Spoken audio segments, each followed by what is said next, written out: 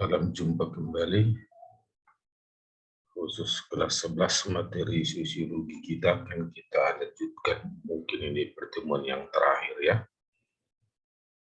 Kita ambil topik pada saat ini adalah pemulihan, recovery, rehabilitasi, reintegrasi, dan transformasi sosial. Jadi pemulihan atau recovery itu adalah suatu tindakan untuk mengembalikan, memperbaiki suatu keadaan. Karena ada suatu konflik, maka harus dikembalikan seperti semula. Artinya, setiap terjadi konflik, ada bekas-bekas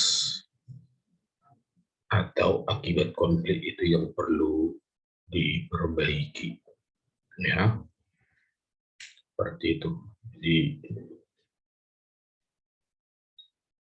banyak hal-hal yang dilakukan untuk memperbaiki. Misalnya seperti ini ada namanya seperti perdamaian, seperti itulah kira-kira.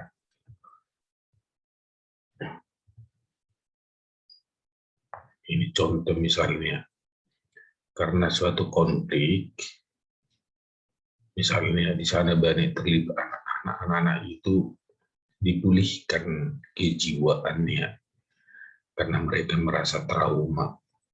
Ya. Jadi bagaimana caranya? Ya mereka dibuat banyak kegiatan-kegiatan dan biasanya di sini adalah pihak-pihak psikiater atau ahli ilmu jiwa untuk pemulihan anak-anak tersebut.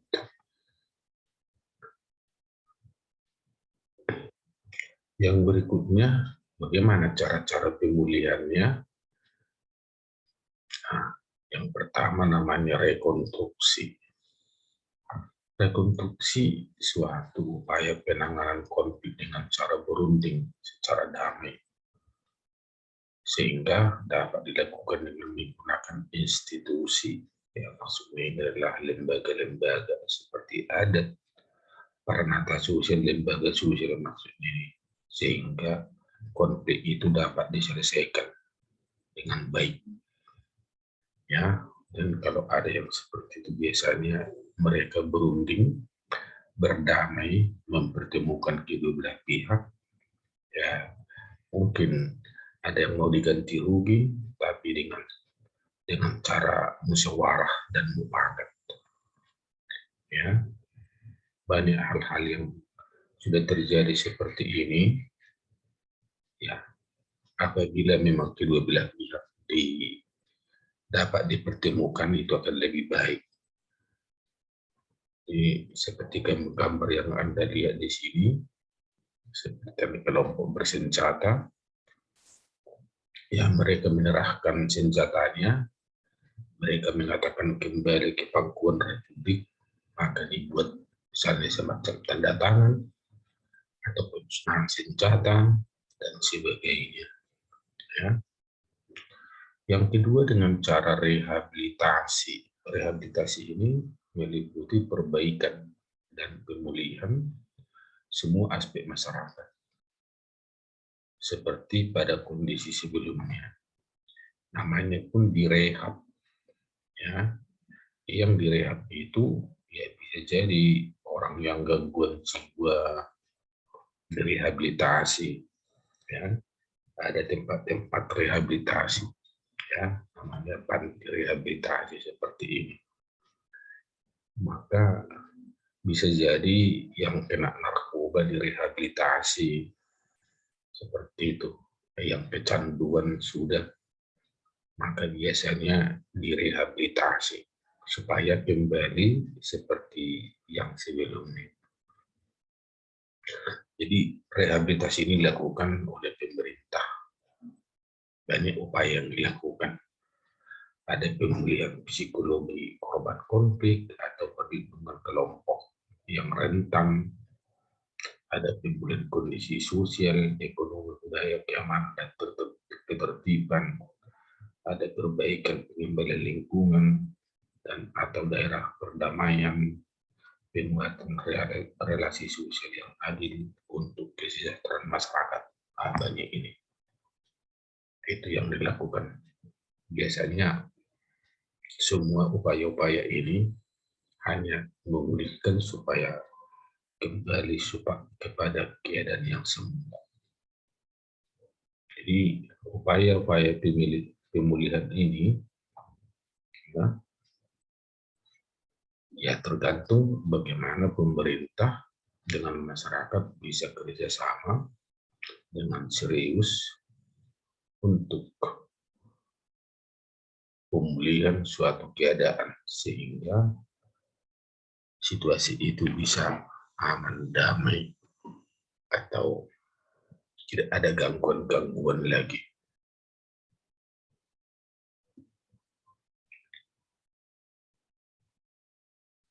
Yang berikutnya adalah rekonstruksi. Seperti yang diketahui saat konflik, pasti banyak gedung-gedung yang rusak. Ini contoh saja ini. Apabila terjadi konflik antar daerah, antar negara, ya sasarannya adalah fasilitas. Gedung-gedung, jalan, jembatan, rumah sakit, dan sebagainya. Nah, untuk membangun kembali, perlu ada namanya rekonstruksi. Membangun kembali semua sarana prasarana yang sudah rusak itu supaya dapat dipakai kembali. Jadi kalau kita lihat yang baru-baru ini terjadi seperti antara konflik Israel-Palestina, ya, bisa Anda lihat ini contoh-contoh gambar yang rusak akibat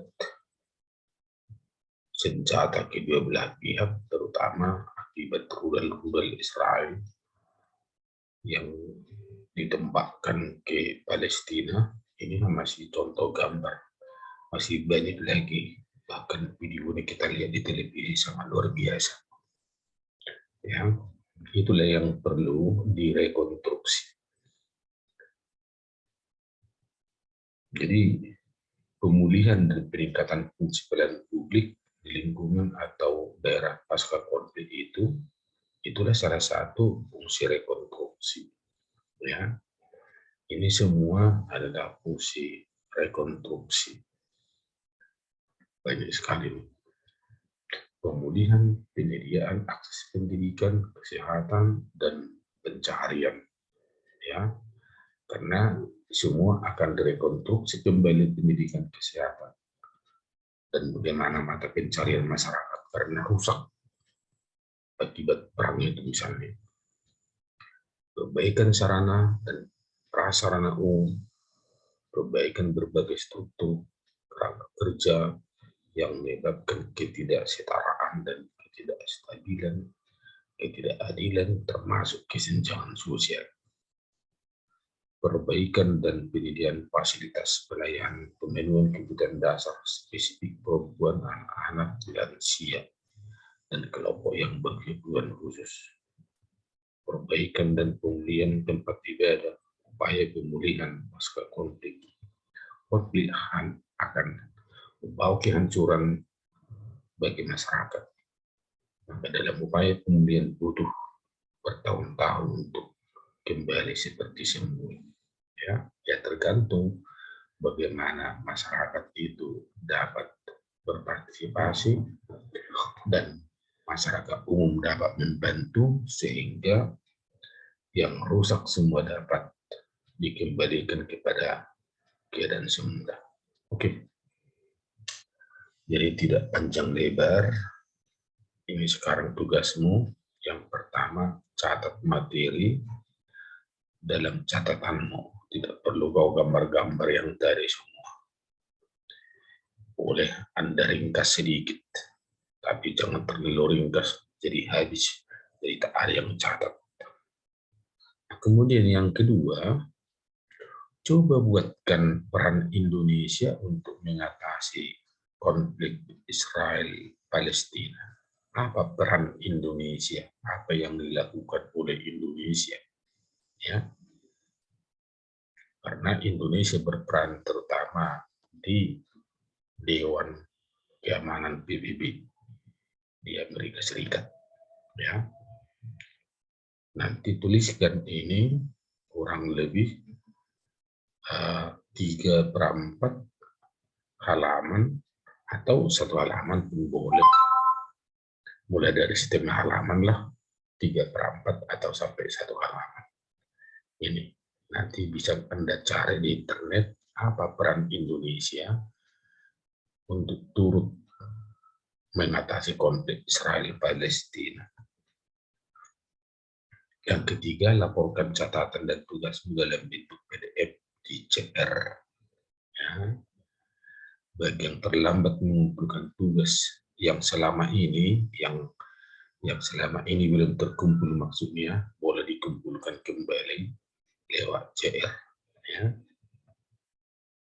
Ini iklannya, jangan lupa. Oke, terima kasih, sampai di sini dulu. Selamat belajar.